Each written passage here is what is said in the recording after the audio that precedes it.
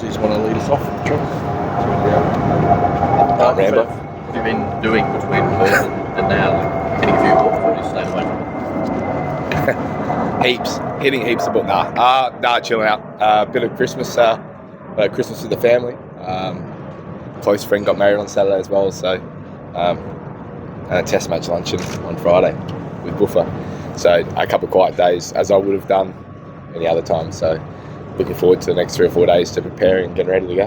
How challenging is it to prepare for a Bumrah? Like, he's just so unusual compared to anyone else. Is there anything, do you have to change in your prep, or do you just rely on regular prep and just look for the cues when you get out there? I'm best when I just look for the cues when I'm like just preparing to watch the ball hard and staying fresh mentally. And I think I'm lucky that I faced him a few times, come across him a fair bit now. So you just go back on recent times and times you've faced him, and we've done it enough now. We're very fortunate to play him a lot, so I know what's coming. It's just making sure that I'm prepared and fresh to play well. What about some of the younger guys, I guess, given that they struggle against them? Do you kind of give them any tips or anything like that? No, they're not coming to me for batting tips, that's for sure. Everyone goes about it different ways, so yeah, we're all supporting each other. So if that is the case, and we have chat over the next 3 or 4 days, but he is so unique, and that's with any of the bowlers really. Every guy picks up different cues and goes about it different ways. So again, we've got the next 3 days to hone in on that and make sure we're ready to go. Sweetie probably didn't have the start that he wanted in Perth. Do you think you'll be able to bounce back in front of home crowd at Adelaide? That's the plan. A few guys probably in that boat as well. I'd like to perform better in the first innings, so I think everyone's going to be pretty keen to go well. Everyone's looking forward to getting back. It's a beautiful place to play. It's great energy, great crowd, and it's a fun atmosphere to play in. So hopefully that gets most of the boys up and about, and that leads into a really good performance. And no doubt that Nate's going to be one of those guys that wants to perform well. With how successful the side's been in the last couple of years, I assume pretty unfamiliar feeling going to a test. How different is the mood in camp given what you've done? Well, when we left, it was all right. I feel like this team's dealt with adversity well, and the small amount that we've had in the last 3 or 4 years, we have played well. We've had some challenging times. We had a couple of challenging tests last year that we were able to get ourselves out of, and where our heads aren't in the clouds. We understand a few tests last year could have gone either way. So I think it's a group that's well balanced and knows where it's at. We didn't have a very good week, that's fine, but we got 4 more opportunities to do it. So important few days to prepare, but I think the group, when we do, we'll get here. I think a few boys landed this morning, so once they all do get here in the next couple of hours, that the mood will feel pretty much the same, and we'll crack on as we do, as we have done for the last few years. How's Marnus going? It seems like he's copped a fair bit of the brunt in the fallout personally himself. Yeah, how's he going? I haven't spoken to him. Again, we'll do today.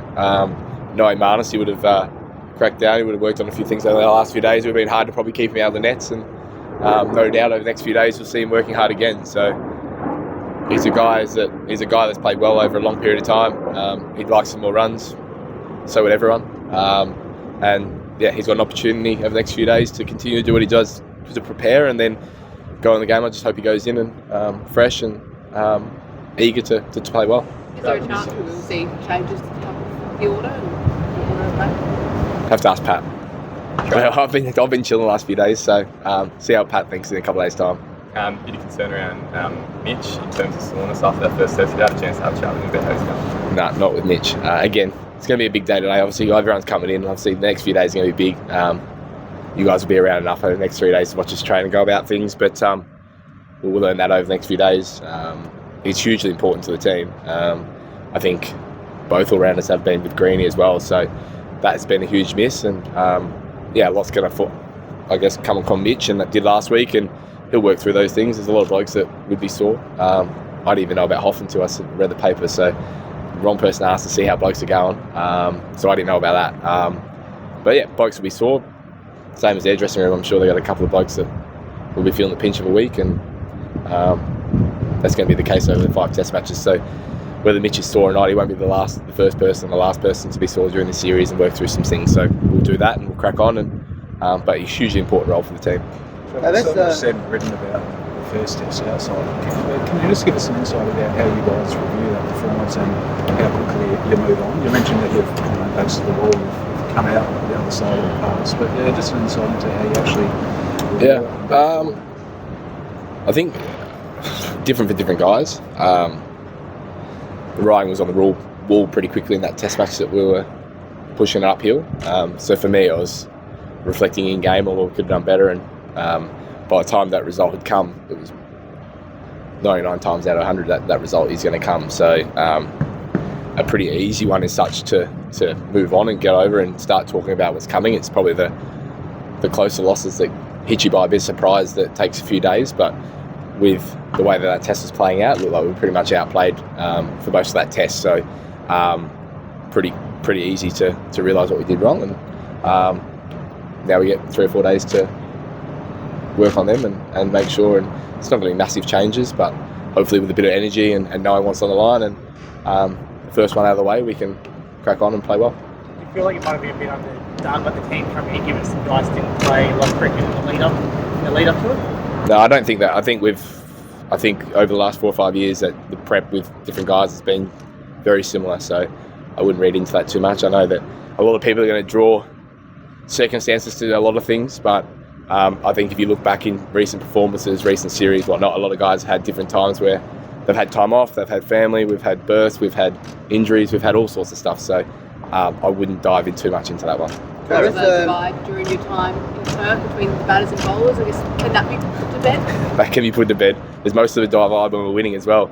I think that's the one thing with body language and divides and all the stuff that comes out when you do a loss, that this team's been together 3 or 4 years, and when we're winning, I think it's not much too dissimilar. So, the guys get along really well. We hold high expectations for both sides, and it's a very individualised sport. So the batters want to hold our own. We know we know how good our bowlers have been for us in the past, and they've got us out of trouble a lot. So as a batting group, we know that if we can get enough runs on the ball, we put ourselves in a great position. So as a batter myself, I try and hold a lot of pride in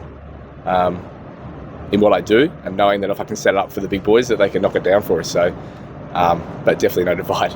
Travis, the last time India and Australia played here, 36 all out. Do you feel right now revisiting that match as a unit would lift up that confidence level within the group? And do you have any plans to revisit that match? 26, mate? Nah, I'm joking. It'd be nice. I remember that it was a quick test, so that was good.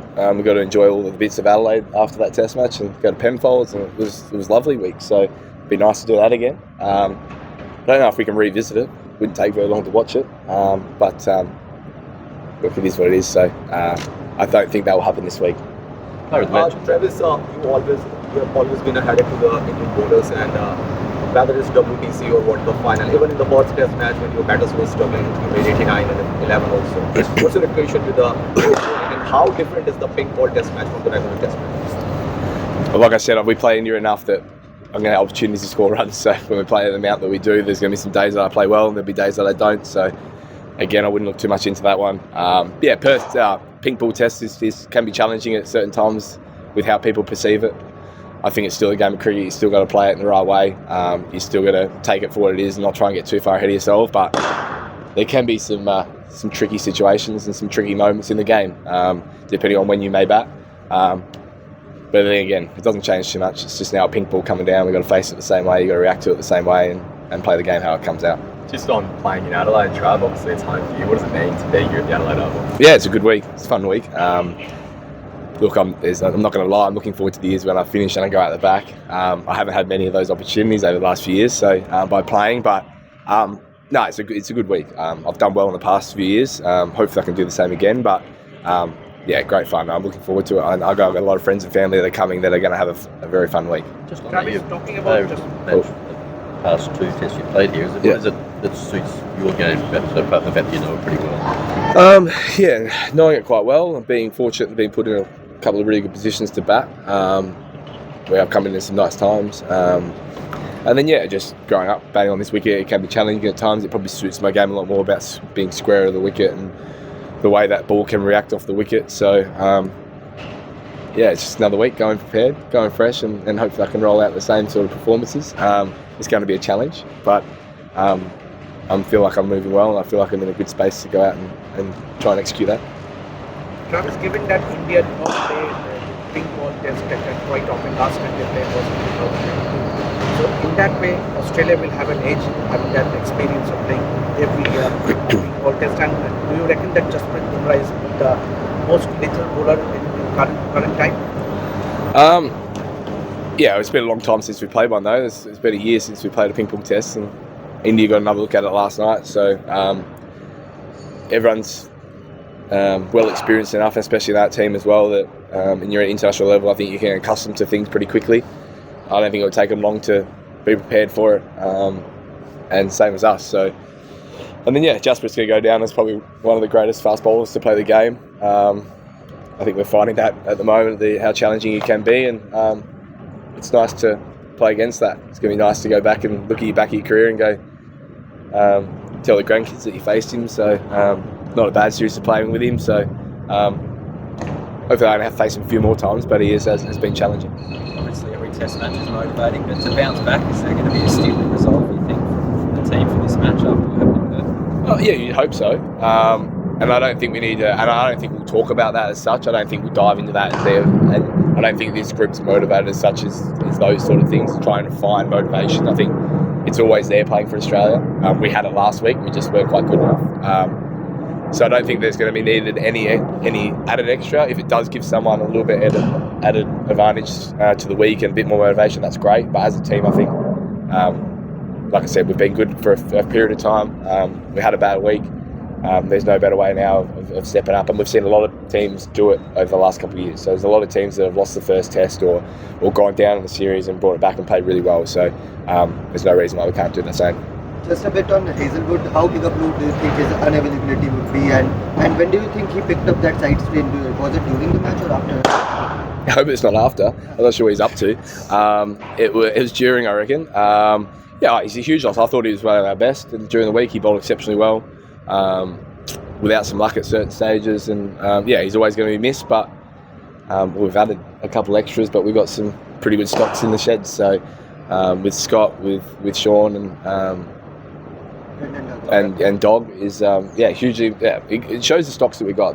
Dog had an exceptional A tour series. Sean's been on the radar for a long time, and Baz has been doing his thing. So he's been in the wings for a while. It'd be nice to see him get another opportunity if he does, and I think he'll suit the pink ball here really, really well. So he's had great success against South Australia for a long time at Adelaide Oval. So I think whatever team we go into will be our strongest, and looking forward to playing well. Thanks, guys. Thank you. Wicked. Thanks, guys. Thank you, Cheers. Thank you.